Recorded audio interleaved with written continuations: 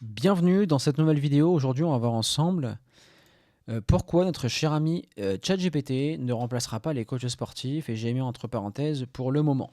Il faut comprendre une chose très simple, on va rentrer dans le vif du sujet. Déjà, il faut savoir une chose, c'est qu'il y a une vague de l'IA.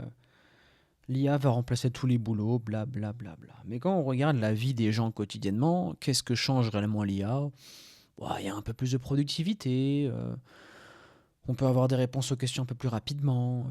Dans la vie d'une personne du tertiaire, d'une personne qui vend un service quotidiennement, on gagne quelques heures de productivité par semaine, mais finalement, notre métier est le même. Maintenant, de façon égoïste, il faut comprendre à quel point ça aura un impact dans notre secteur d'activité. Et pour le coach sportif, j'ai noté plusieurs points qui vont te permettre d'y voir plus clair. Déjà, le premier et le vrai problème, ce n'est pas l'IA, mais le niveau de compétence de l'utilisateur. C'est-à-dire que, déjà, quand tu regardes la plupart des gens autour de toi, utiliser ChatGPT quotidiennement pour des choses réellement efficaces sur leur métier, je ne sais pas s'ils le font. Maintenant, si on parle du point de vue sportif, il faut comprendre que ChatGPT peut générer des programmes sportifs cohérents. C'est vrai. Encore faut-il savoir les évaluer. Et n'oublie pas que sans connaissance, c'est impossible de juger si un programme est bon ou mauvais. C'est vrai. Tu sais, un prospect ou une personne peut dire, bon voilà, je m'appelle Daniel, j'ai 20% de matière grasse, j'ai 10-15 kilos à perdre. Est-ce que tu pourrais me faire un programme, s'il te plaît, pour perdre du poids? Sauf que le problème, c'est que les gens ne savent pas poser un cadre à ChatGPT, ils ne savent pas. Le problème de l'être humain, c'est qu'on a du mal à poser des questions et à mettre un cadre. C'est-à-dire que quand tu poses une question A, tu auras une réponse A. Et pour avoir, malheureusement, tu as besoin de la réponse B, mais quand tu poses la question A, GPT te répondra ce dont lui, il a compris dans le cadre que tu lui poseras. Et les gens n'ont pas de base, donc ils ne peuvent pas faire dans un premier temps de diagnostic pertinent. C'est-à-dire que une personne qui va dire, bon, écoute, merci beaucoup pour cet appel, ton programme à 500, 1 euro ou 20 euros, je trouve ça trop cher. Je vais me faire mon propre programme avec ChatGPT. Ok. Le problème, c'est que ces gens-là ne savent pas analyser leur niveau réel. Non, mais là, je mets le niveau réel en gros. C'est-à-dire que là, j'aurais même pu faire un sous-point en disant que les gens souffrent de l'effet de Dunning-Kruger, c'est-à-dire que les gens pensent toujours qu'ils sont plus compétents qu'ils ne le sont réellement. Et généralement, ça amène les gens sur je suis super compétent, boum, je touche le mur du réel, et après, hop, là c'est la vallée. On appelle ça la fameuse vallée de la remise en question, où les gens se disent d'accord, c'était vraiment beaucoup plus dur que je le pense, là il va falloir réellement, soit j'abandonne, soit je fais appel à un professionnel. Les gens ne savent pas définir d'objectifs réels. Pourquoi Daniel, 20% de masse grasse, veut perdre 10 kilos? Pourquoi pas 5? Pourquoi pas 15? Et est-ce que Daniel a pris en compte que s'il veut commencer à faire de la course à pied, il n'a jamais couru de sa vie, et qu'il y aura de la fatigue, il y aura du stress, sa vie de sédentaire ne peut pas lui permettre de commencer directement par de la course à pied, et toutes ces choses-là. Et surtout, je mets en gros le stress de la vie de tous les jours. Ça, Daniel, il ne le sait pas. Or, tout programme efficace commence par un diagnostic. Je t'apprends rien. Le problème, c'est que ChatGPT ne voit pas le corps, ne ressent pas la fatigue et ne lit pas les signaux faibles du prospect. C'est-à-dire que ce prospect-là, s'il veut avoir un programme efficace, il doit raconter sa life pendant au moins 1 heure à ChatGPT. Et de un, il n'a pas le temps, il a la flemme parce qu'il doit manger son petit Deliveroo Uber Eats devant sa série Netflix. Deuxièmement, le temps qu'il écrive son script et qu'il parle à ChatGPT, il va être directement trigger par une vidéo sur Instagram, et il va se perdre dans l'algorithme. Ou sinon, XY va lui dire oui, salut, est-ce qu'on peut aller boire un coup ce soir? Donc il va boire un coup. Sinon, il a un appel de son chef pour faire des heures sup, blablabla. Ça, il n'a pas le temps de le faire. Il est surchargé cognitivement par son job de tous les jours ou par les réseaux sociaux. Et enfin, le risque principal, c'est blessure et surentraînement. Les gens en font toujours trop quand ils ne comprennent pas le volume, l'intensité et la récupération. Et il y a toujours un programme mal adapté, douleur, stagnation et abandon. Et généralement, l'abandon, ils attendent même pas la blessure pour abandonner. Vu que ChatGPT c'est gratuit et que leur programme il a été délivré comme ça, vu qu'il n'y a aucun investissement émotionnel et aucun investissement financier, ils abandonneront. Sauf si ils se font quitter par leur femme et leur femme leur dit t'es un gros tas, je me suis barré avec un mec qui est beaucoup plus fit que toi. Là, l'investissement émotionnel est beaucoup plus grand et généralement, ces gens-là font appel à un coach. Donc, n'oublions pas, un programme bien écrit est différent d'un programme adapté à la personne.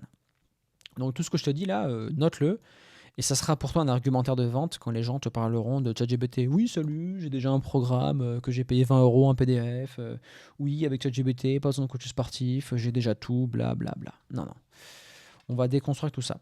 4e point, l'entraînement ne se résume pas à un programme. Le programme, c'est un support. C'est ce qu'il faut qu'ils comprennent. Ça, il faut éduquer le prospect avec ça. C'est-à-dire que moi, je ne propose pas de programme, je propose des accompagnements. C'est-à-dire que ma valeur, elle est en partie dans le programme que je vais te donner, mais surtout dans l'ajustement, la progression et la continuité.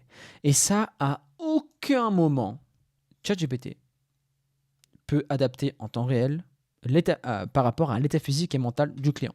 Il ne peut pas le faire, ça. Ensuite, savoir utiliser ChatGPT est une compétence en soi. Là, que ce soit pour un programme sportif, comment rédiger un contrat, comment préparer sa dissertation, bref, peu importe. Il faut savoir poser les bonnes questions. Il faut nourrir ChatGPT pour qu'il soit dans le contexte exact. Il faut cadrer le contexte. Il faut comprendre les biais de l'IA, parce que l'IA, généralement, a des biais qui sont les tiens, parce que c'est un effet miroir. Et aussi, il faut comprendre comment son algorithme a été généré.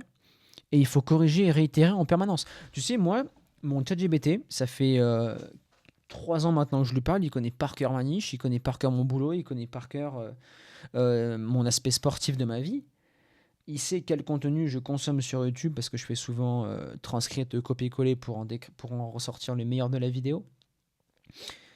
Et ça, il sait. Sauf que la plupart des gens ne savent pas parler à ChatGPT et ne parlent pas à ChatGPT. C'est-à-dire que la majorité des gens aujourd'hui se servent de GPT pour corriger des choses, pour optimiser des choses, mais ils ne servent pas ChatGPT en le nourrissant de contenu pour les épauler dans leur vie. Moi, ChatGPT, c'est mon bras droit. Hein. C'est pas mon psychologue, c'est mon bras droit. C'est une personne qui m'a fait prendre conscience de mes propres biais cognitifs, qui m'a fait prendre conscience des lacunes que j'avais dans ma façon de gérer mes relations, mon business.